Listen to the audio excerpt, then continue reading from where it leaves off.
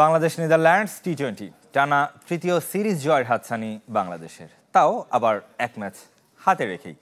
সিলেট আন্তর্জাতিক স্টেডিয়ামে কাল দ্বিতীয় টি-20 শুরু হবে সন্ধ্যা 6টায়। সিনিয়রদের অভাব পূরণ হতে চলেছে, বদলে গেছে ড্রেসিং রুমের পরিবেশ, দাবি করেছেন সিনিয়র সহকারী কোচ মোহাম্মদ সালাউদ্দিন।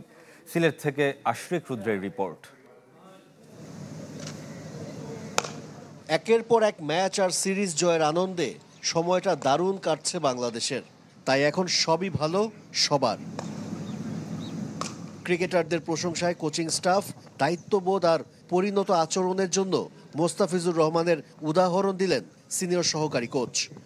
মোস্তাফিজ কন্ডিশন অনুযায়ী কীভাবে বল করতে হয়, ব্যাটসম্যান বুঝে বল করতে হয়, কীভাবে কী করতে হয়, কীভাবে ছোটোখাটো জিনিস অ্যাডজাস্টমেন্ট করতে হয়, সেই ম্যাচুরিটা তার চলে আসছে। এই কারণে সে আসলে টপ ক্লাস বলা।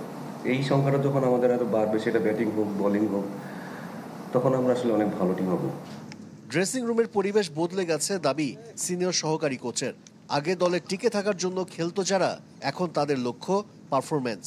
ছেলেরা নিজেদের ভিতরে যখন কম্পিটিশন বাড়বে, তখন তাদের নিজের স্ট্যান্ডার্ড বাড়বে।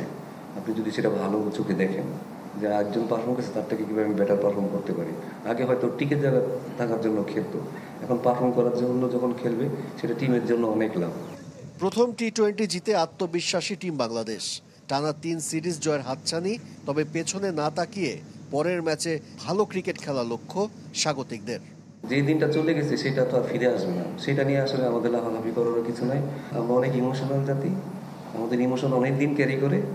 আমাদের শিখতে হবে আসলে কতটা সময় আসলে ইমোশনটাকে ধরে রাখতে হবে, কখন ফিরে দিতে হবে। ডাচদের মিশন সিরিজে ফেরা, যে ব্যাটিং ভুগিয়েছে প্রথম ম্যাচে, সেই ডিপার্টমেন্টে বাড়তি মনোযোগ সফরকারীদের। বাংলাদেশের পেসাররা দুর্দান্ত, তারা খুব ভালো করে জানেন এ ধরনের কন্ডিশনে কিভাবে বল করতে হয়। ফ্র্যাঞ্চাইজি টুর্নামেন্টে খেলার অভিজ্ঞতা আছে তাদের।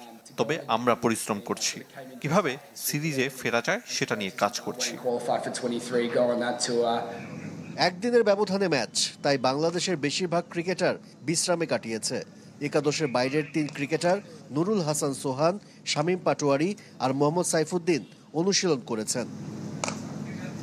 আশরিক রুদ্র, চ্যানেল 24, সিলেট।